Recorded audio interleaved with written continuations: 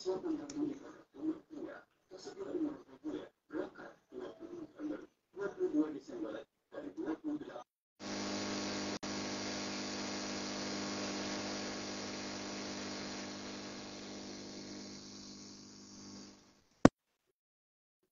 Dakta, kami akan talk show bersama Halal Corner terkait dengan titik kritis bakery. Nanti rekan Dakta dapat bergabung bersama kami di 0815111007.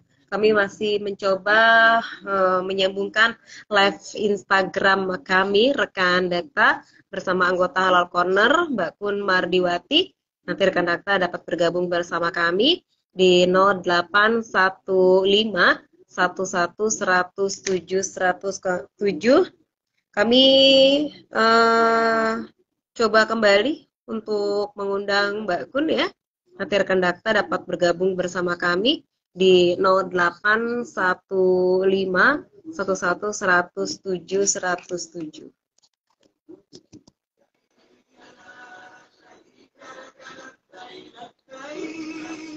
Belum nih, mana nih? Dia katanya baru pertama kali. Dia baru pertama kali. Coba ulang lagi Mbak Kom, yang muncul di belakang saya emang sudah. Gimana nih? Apa pakai telepon aja?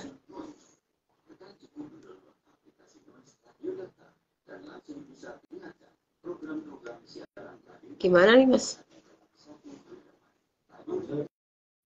Hah?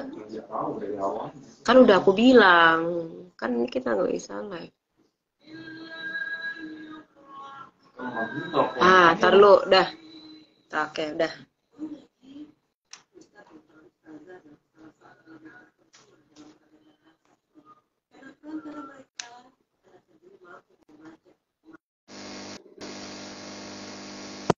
Mbak. Assalamualaikum Mbak. Waalaikumsalam. Iya, mohon maaf tadi. Iya, oke. Sudah bisa ya? Sudah jelas mendengar suara saya Mbak Kun? Jelas sekali. Oke, siap. Ditunggu sebentar Mbak Kun ya. Baik.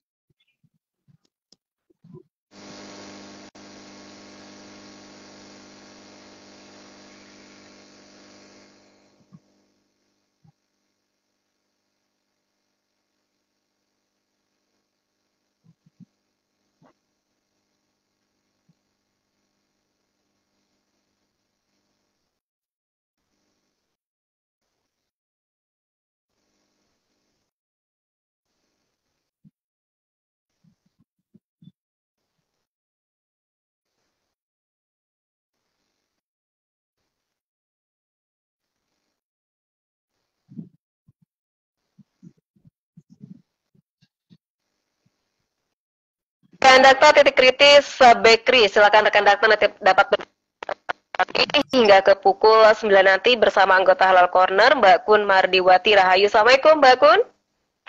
Waalaikumsalam warahmatullahi wabarakatuh Mbak Ulfi dan rekan-rekan semuanya.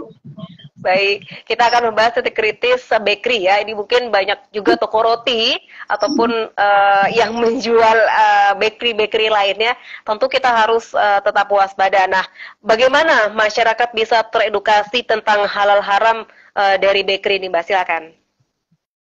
Ya, baik. Terima kasih atas waktunya Mbak Ulfi, Radio Dakta, dan rekan-rekan semua. Baik, bismillahirrahmanirrahim. Assalamualaikum warahmatullahi wabarakatuh.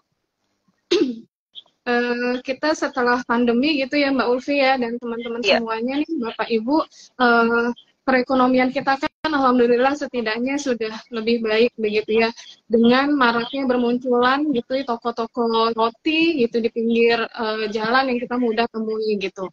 Dan terkadang kita tidak peduli gitu ya, maksudnya bukan tidak peduli gitu ya, tapi karena memang roti ini setiap tahunnya berdasarkan sensus penduduk gitu ya dari BPS bahwa roti ini makanan yang digemari karena memang dia mudah dibawa, kemudian juga praktis gitu ya gitu. Kita coba untuk mengulas sedikit ya, mungkin juga sebelum pekan-pekan sebelumnya mungkin sudah dibahas bahwa umat Islam ini ada pedomannya gitu ya, dari makanan, minuman, pakaian, dari hidup gitu ya, dari bangun tidur sampai tidur lagi itu ada pedomannya. Nah, untuk makanan gitu ya, terkait dengan makanan, umat Islam ini berpedoman kepada Quran surat Al-Baqarah ayat 168 dan Quran surat Al-Maidah ayat 88. Artinya di dalam Quran surat Al-Baqarah ayat 168, hai sekalian manusia ya, jadi seluruh manusia nih, makanlah yang halal dan baik, apa yang terdapat di bumi, dan janganlah kamu mengikuti langkah-langkah setan, sesungguhnya setan itu adalah musuh yang nyata bagimu. Dan di Quran surat Al-Maidah ayat 88 gitu ya, wa qulu mimma razaqakumullahu halalan thayyiban wattaqullaha allazi antum bihi mu'minun. Jadi dan makanlah makanan yang halal lagi baik dari apa yang Allah telah rezekikan kepadamu, dan bertakwalah kepada Allah yang kamu beriman kepadanya. Nah, dari dua ayat ini artinya kita diminta untuk mencermati makanan apa yang kita makan. Jadi makanlah apa yang ada di muka bumi gitu ya, yang halalan thayyiban. Nah, sekarang kita merujuk bahwa di mana sih titik kritisnya dari bakery begitu ya. Nah, banyak sekali gitu ya, karena bakery ini kan makanan yang kalau dari artinya gitu ya, seluruh produk bakery ini adalah produk makanan yang bahan utamanya adalah tepung gitu ya. Yang kan ada bahan utama, kemudian ada bahan tambahan, ada bahan penolong. Nah, untuk bakery gitu ya, bahan utamanya adalah tepung, dan biasanya yang digunakan adalah tepung terigu. Untuk menghasilkan tepung terigu ini kan perlu proses gitu ya, sampai itulah yang dikritisi gitu ya, itu. Dan produk bakery itu sendiri banyak gitu ya, ada roti, ada pie, ada pastry gitu ya, ada cake gitu ya, kemudian mungkin ada donat yang kita sering temui gitu ya, atau roti manis yang setiap pagi akan lewat di rumah kita begitu ya, itu. Nah, terkait dengan roti tadi gitu, begitu banyaknya varian dari bakery, kemudian bahan utamanya adalah tepung terigu, belum lagi bahan tambahan, belum lagi bahan penolong yang harus kita kritisi. Makanan roti ini itu tadi ya, berdasarkan data BPS adalah makanan yang dia setiap tahunnya itu terjadi peningkatan gitu, sehingga kita lihat mungkin di sekitar kita itu banyak sekali toko roti gitu ya, itu. Nah, dari golongan produk bakery tadi digolongkan menjadi 4 klasifikasi nih. Ada yang namanya roti. Nah, roti ini gitu ya, merupakan makanan yang bahan utamanya terigu, kemudian ada yeast gitu ya, dan yeast ini juga harus kita kritisi ada titik kritisnya. Kemudian ada garam, dan juga ada bahan tambahan lain seperti mungkin yang manis gitu, misalnya tambahkan gula, margarin, telur, susu gitu ya, itu. Kemudian ada cake nih, cake juga hampir sama ya, jadi dia bahan utamanya ada tepung terigu, gula, telur, margarin. Kemudian ada pastry, ya. Kemudian ada pastry gitu ya. Nah, pastry ini jenis produk bakery yang terbuat dari tepung terigu juga, lemak, gula, garam, dan kemudian dia nanti ada tambahan lemaknya begitu ya. Kemudian ada biskuit dan cookies gitu ya. Nah, ini juga kue kering gitu ya, yang bahan utamanya juga ada tepung. Nah, dari seluruh varian bakery tadi gitu ya, baik roti, kemudian ataupun biskuit, pastry ataupun cake gitu ya. Nah, ini ada bahan-bahan yang tadi harus kita kritisi. Yang pertama, bahan pokok ya. Bahan pokoknya itu atau bahan utama seperti tepung terigu, ragi, dan air. Kemudian ada bahan penambah gitu ya, bahan tambahan seperti gula, garam, lemak, margarin, susu, telur gitu ya, malt, emulsifier begitu. Dan ada bahan yang kita sebut dengan bahan penolong atau bahan yang untuk meningkatkan mutu adonan tersebut gitu ya, dan juga pengawet yang pada jamur. Nah, kita akan kritisi masing-masing bahan tadi gitu. Yang pertama tepung terigu. Nah, kenapa sih tepung terigu itu harus kita kritisi gitu ya? Kebanyakan gitu ya, kalau kita pergi ke pasar, ada yang tepung terigunya kita dapatkan sudah yang sudah diecer, yang kita tidak tahu tuh bungkusnya mereknya apa begitu ya. Nah, ini yang harus kita kritisi gitu ya. Jangan kita ingin membuat murah gitu ya produk kita, tapi merugikan kita dan juga orang lain gitu ya. Kita harus mengkritisi ini terigunya gitu ya, harus kita pastikan dia halal atau tidak. Jadi maksudnya dia sudah tersertifikasi halal atau tidak begitu. Kenapa? Karena terigu saat ini ya, maksudnya zaman ini gitu ya, sekarang ini gitu ya, itu terigunya tuh bukan terigu murni, jadi sudah ada tambahan vitaminnya begitu.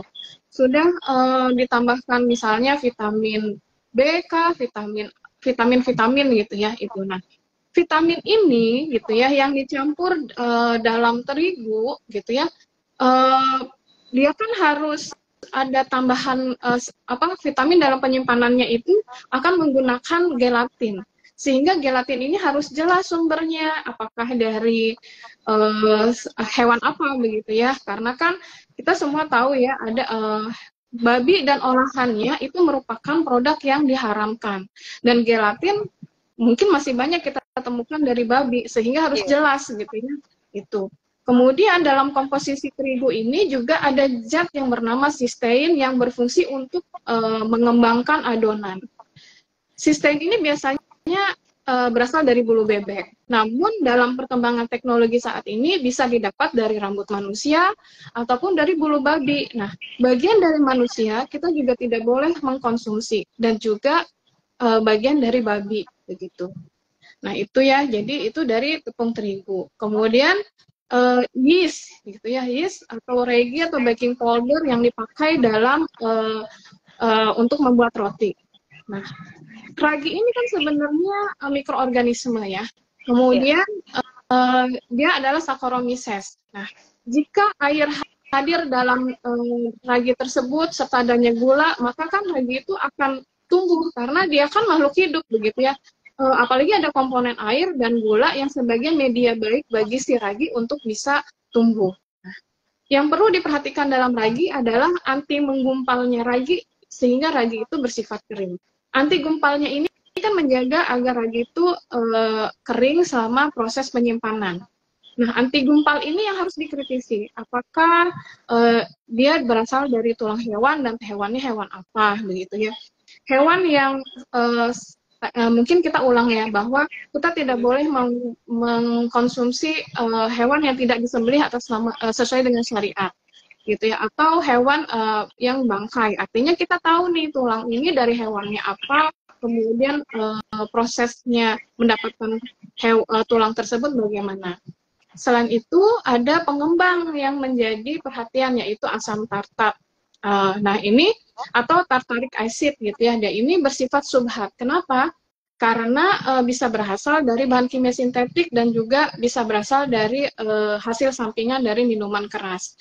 Kalau dia berasal dari hasil samping minuman keras, maka jelas hukumnya haram gitu. Kemudian ada shortening gitu ya. Nah ini adalah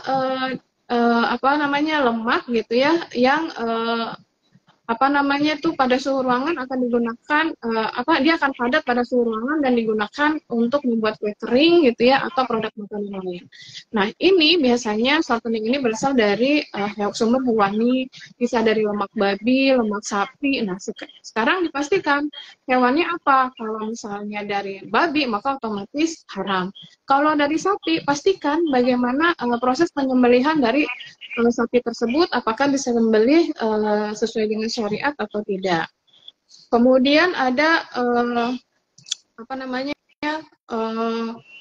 coarse fat gitu ya. Nah ini atau dia ada dua tipe gitu ya. Ada shortening pastry atau pastry margarin, kemudian ada pastry butterseed gitu ya itu. Nah lemak ini juga berasal dari lemak hewan biasanya gitu ya. Biasanya itu dari babi, sapi, minyak ikan. Jadi harus dipastikan sumbernya dari hewan apa. Kemudian cake emulsifier gitu ya. Ini juga nih gitu ya. Kenapa? Karena kebanyakan gitu ya sumber bahan baku dari cake emulsifier ini berasal dari bahan hewani, tapi ada juga yang dari nabati, sehingga harus dipastikan gitu ya hewannya dari hewannya apa, kemudian kalau memang hewannya itu hewan yang boleh kita konsumsi harus dipastikan apakah disembelih dengan secara syariat atau tidak. Kemudian ada dok kondisioner gitu ya. Dan ini adalah bahan kimia yang ditambahkan ke adonan roti untuk memperkuat tekstur dari roti itu sendiri. Kemudian ada perisai. Nah, perisai ini atau bahan penolong gitu ya, dia itu kan biasanya kalau roti ada isiannya, ada selainya gitu ya, ada toppingnya gitu ya. Nah, itu juga harus dipastikan dalam pembuatannya gitu ya. Kalau kita membuat sendiri dengan tambahan gula, pastikan gula yang kita masukkan ke dalam jadi campuran dari selai yang kita buat, dia sudah tersertifikasi halal. Begitu juga jelas nih ya kalau misalnya ada kita masuk ke toko roti kemudian muncul aroma yang sangat wangi gitu ya. Nah, biasanya tuh ada tambahan rum gitu ya, jelas gitu ya. Roti ya, Mbak ya. Iya, biasanya rum ini gitu ya mereka menambahkan rum. Nah, rum ini adalah sejenis miras ya, fungsinya biasanya untuk menimbulkan aroma.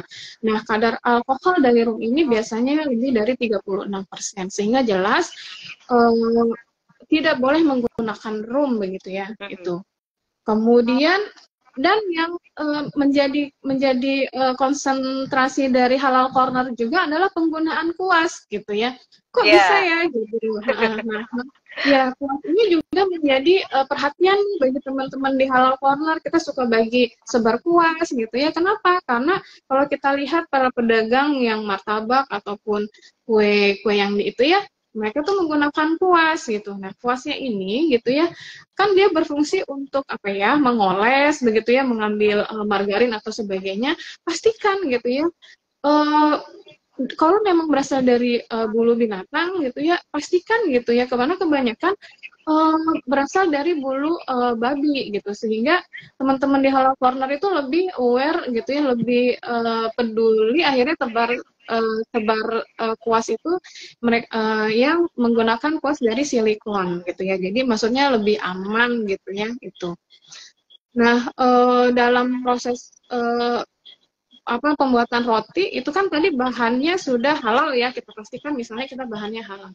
Pastikan juga proses pembuatannya thayyib. Jadi biasanya tuh kalau kita lihat yang membuat itu gitu kan, bajunya apakah bersih, kemudian ruangannya juga bersih, karena mungkinkah ada cicak yang suka jalan-jalan atau tikus gitu, namanya mengumpulkan bahan makanan dalam satu tempat ya, misalnya terigu, gula begitu kan, itu mengundang hewan-hewan begitu. Nah, pastikan iya gitu, dan pastikan memang ini sudah halal nih bahan yang kita pakai, dan itu harus prosesnya thayyib begitu.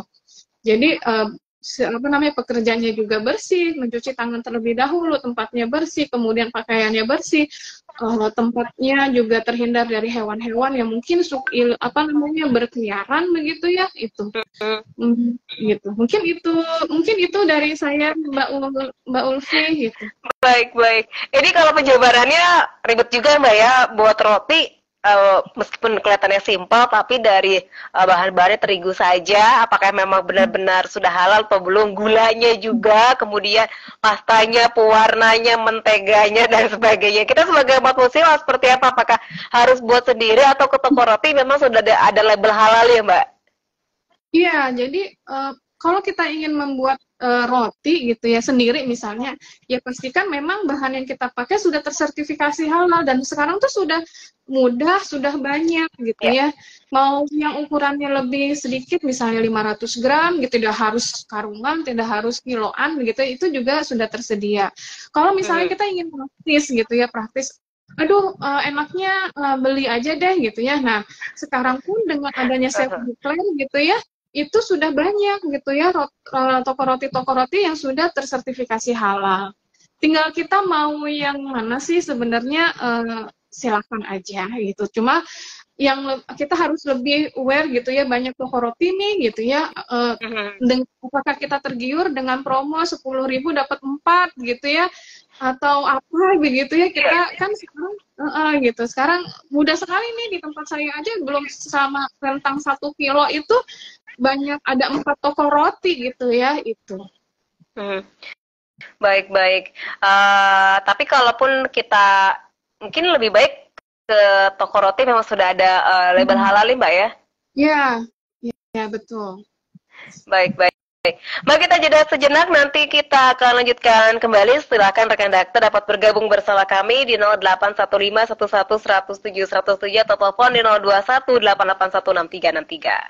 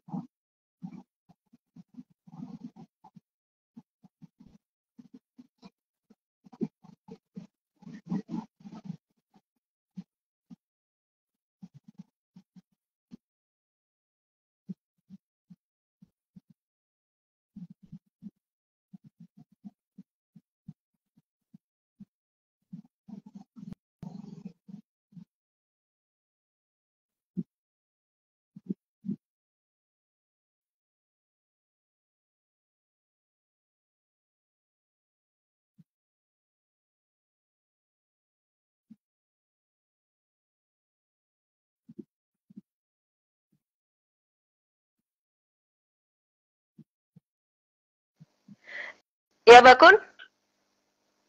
Ya, Ya, Bakun kita lanjutkan kembali ya. ya, Ya, kita lanjutkan kembali, Mbak Kun. baik.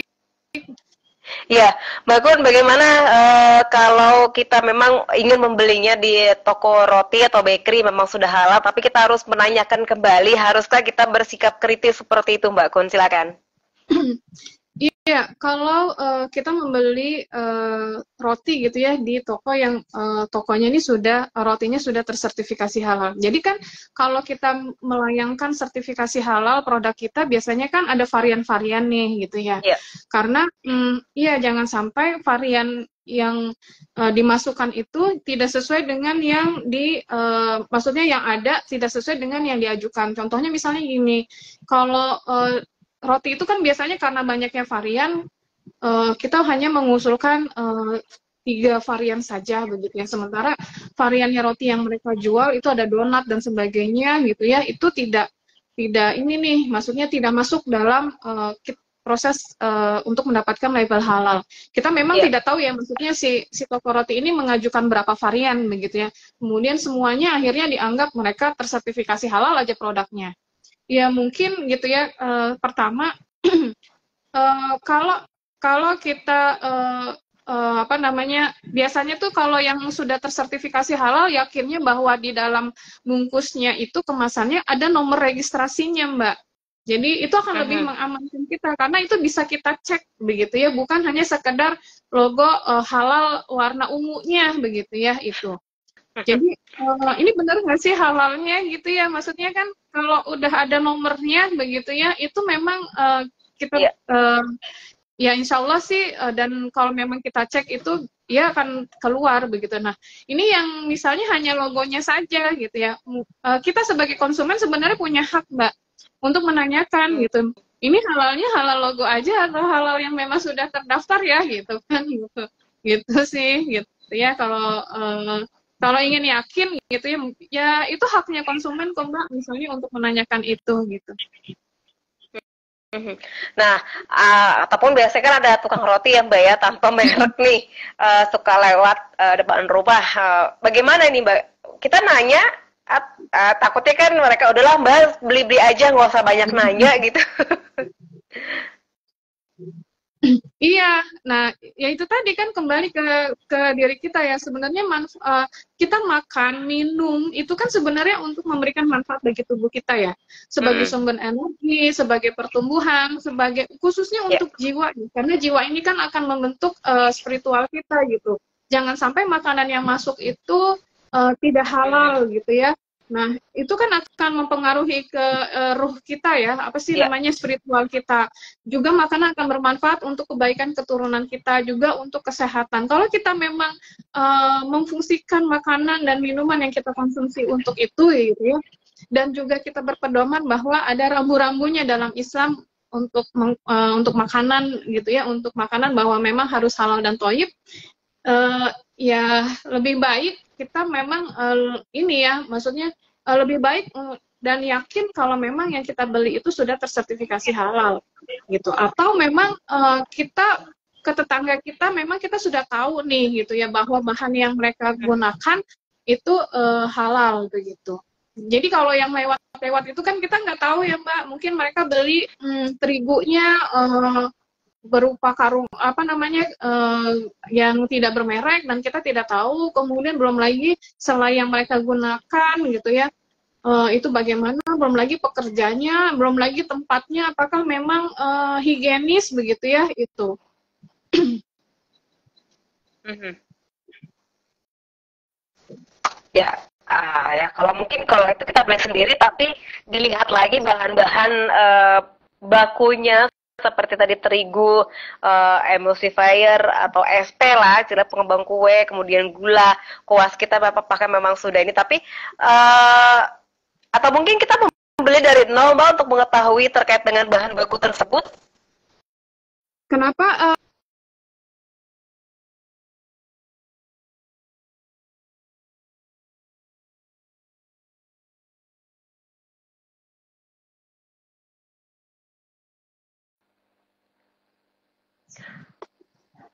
Mbak Kun? Kenapa, Bu? Ya, halo. Sinyalnya Mbak Kun? Iya, halo, Mbak. Iya, iya, diulang kembali Mbak tadi sinyalnya. Oh, oke, baik. Pertanyaannya tadi Mbak Ulfi apa ya? Ya, kalaupun kita membuatnya sendiri roti, apakah kita memang harus dari nol untuk membeli bahan baku tersebut, kemudian melihat kembali apakah merek tersebut memang sudah halal atau tidak, Mbak? Iya, kan tadi ya bahwa bahan utama gitu ya, bahan utamanya adalah roti, kemudian ada gula, telur gitu. Kalau telur kan memang dia positif list ya, artinya tidak ada apa namanya, tidak ada titik kritisnya. Maksudnya tuh dia alami begitu ya. Nah, kalau memang harus membeli gitu ya, misalnya kita ingin membeli nih, ya pastikan memang yang kita beli gitu ya sudah tersertifikasi halal, itu tadi sudah ada logo halal yang dengan ada nomor registernya begitu. Dan ini kan mudah ya ditemui gitu. Dengan ukuran yang kita gunakan, dengan kebutuhan dari jumlah yang kita perlukan juga sebenarnya sudah tersedia juga gitu. Mau ukurannya 500 gram, 1 kilo begitu ya. Kemudian ya itu kan saya pikir ya sekarang tuh kayaknya mudah gitu ditemukan, apalagi dengan proses self declare yang yang sedang berjalan begitu ya, itu banyak sekali tuh kepedulian pengusaha gitu ya untuk melakukan itu gitu ya. Apalagi kalau misalnya tidak melakukan proses sertifikasi halal, kan kerugiannya banyak sekali ya bagi pengusaha. Dia tidak bisa masuk ke toko gitu ya, kemudian juga dia nanti akan terkena sanksi gitu ya, itu karena di tahun tertentu gitu ya Indonesia memberlakukan bahwa produk-produk makanan itu harus sudah tersertifikasi halal gitu. Baik, jadi ini menjadi perhatian kita semuanya untuk hal-hal tersebut. Mbak, mungkin tadi untuk misalkan untuk bolu, untuk pastry ataupun juga roti, tadi ada emulsifier ya atau pengembang. Nah, sebenarnya kalau bahan pengembang ini seperti apa yang memang harus kita kritisi, Mbak? Iya, kan kalau pakai apa namanya ya, kalau misalnya kita menggunakan kayak emulsifier. Nah, ini kan zat pengemulsi yang untuk membuat tekstur kue atau cake itu bisa menjadi lembut, empuk gitu ya. Ini kan ada bahannya yang dari emulsifier sendiri tuh bisa kita dapat, misalnya kita ragu nih gitu ya. Ya kita ambil aja emulsifier yang berasal dari nabati gitu ya, itu. Karena emulsifier itu ada yang apa namanya bisa berasal dari hewan, ada yang bisa dari nabati ya, dari tumbuhan. Nah, kalau misalnya dari hewan, pastikan gitu ya, sumber hewannya ini apakah hewan yang halal, kemudian dia disembelih dengan cara yang syar'i gitu ya, itu. Kalau dan itu sekarang pun emulsifier sudah, maksudnya yang beredar itu sudah ada yang sudah tersertifikasi halal. Gitu. Baik. Jadi harus memang dikritisi. Tapi ini kan harus kita, meskipun kita mengulang-ulang kembali, tetapi takkan bosan untuk mengulang dan memberikan edukasi kepada masyarakat tentang hal ini. Lalu juga ada ragi nih, Mbak. Bagaimana, Mbak? Ya, ragi itu kan tadi ya, ragi itu kan sebenarnya mikroorganisme ya. Dalam menumbuhkan mikroorganisme itu medianya gitu ya. Mungkin kan kita tidak sampai ke situ ya, gitu. Iya, masa kita dia bagaimana memanennya ragi dan sebagainya. Tapi ragi itu kan sebenarnya mikroorganisme, kalau kena air gitu ya, kena media itu dia bisa akhirnya tumbuh gitu. Maksudnya tuh itu media yang mereka itu bisa nanti bisa hidup kembali lah begitu ya, maksudnya dia bisa tumbuh. Nah, dengan adanya air gitu tadi ya, dengan adanya air yang kita pakai untuk membuat roti, dengan campuran adanya gula, nah itu adalah media baik bagi si ragi untuk bisa tumbuh. Nah, selama tidak ada media tersebut, itu raginya terkondisikan kering begitu ya, maksudnya tuh dia tidak menggumpal. Nah, terus kenapa kritisnya di mana gitu ya, selain dari media tanamnya si ragi gitu ya, itu yang kedua adalah si anti caking-nya ini atau anti gumpal yang dipakai untuk mengkondisikan si ragi ini kondisinya kering.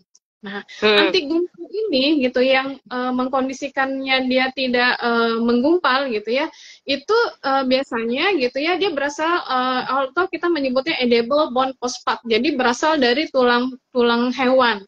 Nah, inilah yang tulang hewannya tulang hewannya tuh tulang hewan apa gitu. Jadi memang banyak gitu ya teknologi sekarang gitu yang untuk tidak, ya itu tadi ya, untuk tidak menggumpal. Kemudian kalau di gula misalnya ada proses rafinasinya untuk pemurnian sehingga menjadi putih gitu ya.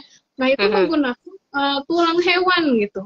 Nah, tulang hewan ini ya itu tadi yang harus kita kritisi. Tulang hewannya dari mana sih gitu? Hewan apa sih gitu ya? Itu yang harus kita kritisi gitu. Dan itu sebenarnya ragi itu ya kalau saya beli tuh di kotaknya itu sudah ada sih Mbak sekarang. Logonya. Mereka tuh MUI-nya itu sudah ada gitu. Ya, tapi kan memang harus beli yang kotakan gitu Mbak, yang memang ada mereknya ketimbang. Biasanya kan yang apa namanya kalau bilang yang curah ya Mbak ya. Yang curah ya, yang kilo-kiloan ya. Ya, itu susah ya Mbak nelusurinnya Mbak ya?